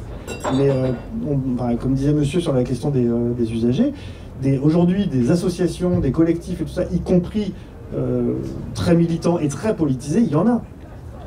Moi j'étais le week-end dernier à Lyon, invité par le Café Adulte Autiste Lyon. Et donc c'est un collectif hyper militant sur ce qui les concerne, c'est-à-dire sur vraiment l'accompagnement des jeunes, des personnes comme ça sur le spectre autistique, avec aussi bien l'accompagnement de famille, de petits, en tout cas de soutien, de conseils, tout ça, et aussi vraiment un collectif d'entraide entre eux, de jeunes adultes. On a fait ça dans la librairie libertaire à la Griffe à Lyon. Tous les débats avaient lieu dans les milieux militants de Lyon, et ils sont hyper solides et ils sont hyper soutenants les uns avec les autres. Et moi j'ai passé une journée à apprendre bien plus que dans n'importe quel espace de formation. Et donc effectivement il faut monter des trucs, et par contre ce qui compte c'est monter des lieux qui sont des espaces, quoi, des espaces physiques où on peut se rencontrer, où on peut se poser, et qui peuvent être des lieux qui soient pas nécessairement estampillés lieux de soins. Ça, encore une fois, ça peut avoir des effets thérapeutiques. Tu crées une cantine. La question de l'accueil inconditionnel, aujourd'hui, c'est plus dans un CMP qu'elle a lieu. Parce que quand tu arrives au CMP, de toute façon, il faut attendre 6 mois. Donc on est quand même obligé de trouver d'autres endroits. Et voilà, moi, c'est ce que j'essaie de faire. Mais pour aller dans ton sens, c'est que oui, par exemple, nous, à Lille, on sait que c'est bien joli de parler, mais maintenant, il va falloir qu'on en monte un de lieu. Donc je suis d'accord avec toi.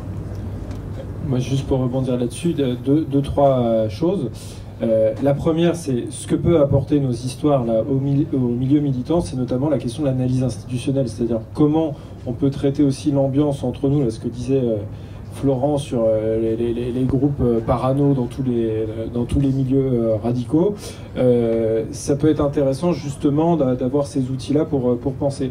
Alors, une petite idée comme ça de ce qui s'est passé, avec le bouquin précédent, là, avec Lauriane, on avait été invité par les gens de la ZAD de Notre-Dame-des-Landes. À partir de là, c'est créé des liens où justement des copines là-bas se posaient la question de comment penser la question de l'accueil et du soin sur zone. Parce que c'est un lieu de désertion, d'habitation, etc. Et il y a tout un tas de problèmes qui se posent. Et du coup, il y a eu des échanges comme ça. Et donc, c'est le collectif maintenant qui s'appelle Soin Soin. Et alors, en octobre dernier, le collectif Soin Soin, c'est lié au collectif Psy-Psy.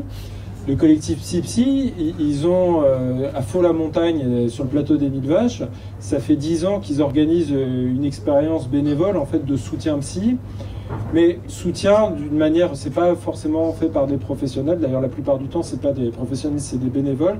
Mais c'est comment soutenir quelque chose, voilà, quand les gens ne vont pas bien, quoi. Et donc, il y a même des gens qui sont pas forcément sur le plateau qui appellent en disant, bah voilà, est-ce que vous pourriez faire ceci, cela. Tout ça, là, ils ont organisé des rencontres le 15 et 16 octobre dernier. Ils ont dû refuser du monde tellement il y avait de gens. Il y avait des gens des GEM, d'expériences alternatives. Moi, ça a été hyper émouvant parce que, par exemple, dans le lieu dans lequel j'ai travaillé pendant 10 ans, à Asnières, on avait des pratiques collectives. Je pense que ça a transformé un peu des choses. Puis bon, cette expérience a été détruite par le monde actuel et localement aussi. Bon. Par exemple, j'ai revu arriver quelqu'un. On a aidé à créer un groupe d'entraide mutuelle, un GEM à Asnières-sur-Seine. Et ce type-là, que je suivais par ailleurs, moi j'ai dû quitter du jour au lendemain mon poste de médecin, vraiment du jour au lendemain, quoi. Donc j'ai pas pu dire au revoir aux gens, ça a été une grande blessure. Et 1 an et demi plus tard, Faux-la-Montagne, il y avait un petit bar comme ça, au milieu de nulle part. Je vois arriver ce type, pendant 10 ans, on s'était connus, on s'est suivis, quoi, on peut dire. Et puis on s'est tombé dans les bras. Bon, maintenant on se tutoie, hein, parce que on est dans un autre espace et tout. Et ça, c'est hyper important, parce que tu parlais d'Encore Heureux. Mais moi, j'ai vu que depuis 10-15 ans, une intensification des rencontres et des croisements. Alors peut-être que c'est des effets de milieu, que c'est des petits milieux, etc. Mais je trouve que les circulations que toutes ces rencontres opèrent, elles changent aussi quelque chose. Voilà, le fait que ce GEM se soit créé, puis que le type il a Faux-la-Montagne, et puis que moi j'y sois ici, puis qu'on puisse se retomber dans les bras, se donner des nouvelles, etc. Voilà, c'est aussi des pratiques du sensible et où on y est déjà, quoi. Et puis peut-être, par exemple, l'expérience qui nous est arrivée, qui a été détruite, elle laisse des traces aussi, ça laisse des sillons, ça laisse des rencontres à venir aussi. Voilà. Donc je pense que ça c'est vachement important, et je pense aussi là. L'expérience de la ZAD, ça s'est fait autour du bouquin au départ. Parce que les copines nous ont invités sur la ZAD, quoi. Donc c'est aussi utile d'écrire des livres pour les rencontres que ça suscite, comme tu as dit, quoi.